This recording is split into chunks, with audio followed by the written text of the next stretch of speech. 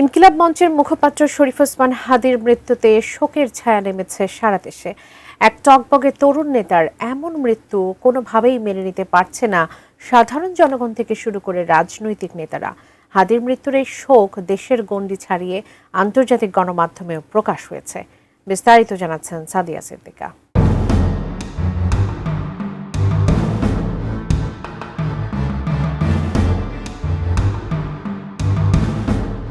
জাতীয় নির্বাচনের তফসিল ঘোষণার পর রাজধানীতে যখন রাজনৈতিক উত্তেজনা চরমে, ঠিক তখনই হামলার শিকার হন ইনকিলাব মঞ্চের মুখপাত্র শরীফ ওসমান হাদী। ঢাকা ৮ আসনের স্বতন্ত্র প্রার্থী হিসেবে নির্বাচনী প্রচারণার সময় পুরানা পল্টনে দুর্বৃত্তের গুলিতে মারাত্মক আহত হন তিনি।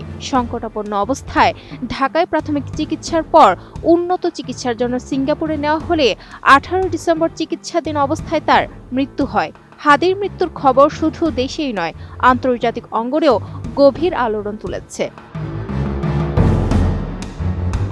স্থানীয় সংবাদ মাধ্যমের পাশাপাশি Al Jazeera, BBC, Deutsche Welle, Reuters, CNN সহ বিশ্বের প্রভাবশালী গণমাধ্যমগুলো গুরুত্ব দিয়ে প্রকাশ করেছে হাদীর মৃত্যুর সংবাদ। কাতার ভিত্তিক সংবাদ মাধ্যম আল জাজিরা বৃহস্পতিবার প্রকাশিত প্রতিবেদনে জানায়, গত বছর বাংলাদেশের ছাত্র নেতৃত্বাধীন আন্দোলনের নেতা শরীফ ওসমান হাদী গুলিবিদ্ধ হওয়ার পর যাকে চিকিৎসার জন্য সিঙ্গাপুরে নেওয়া হয়েছিল তিনি মারা গেছেন। সিঙ্গাপুরের পররাষ্ট্র মন্ত্রণালয়ের বিবৃতির বরাত দিয়ে আল জাজিরা জানায়, চিকিৎসকদের সর্বোচ্চ প্রচেষ্টা সত্ত্বেও হাদীকে বাঁচানো সম্ভব হয়নি।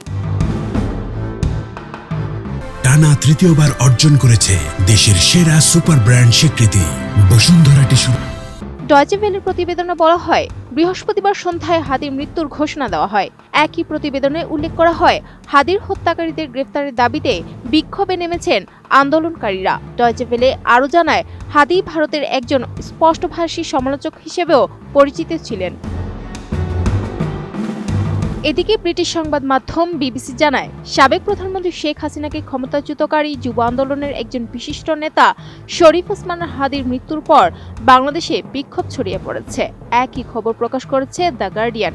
ব্রিটিশ বার্তা সংস্থা রয়টার্সের প্রতিবেদনে বলা হয়, বৃহস্পতিবার হাদীর মৃত্যুর খবর ছড়িয়ে পড়ার পর বাংলাদেশের বিভিন্ন এলাকায় বিক্ষোভ দেখা যায়। মার্কিন সংবাদ মাধ্যম সিএনএনও একই তথ্য তুলে ধরে।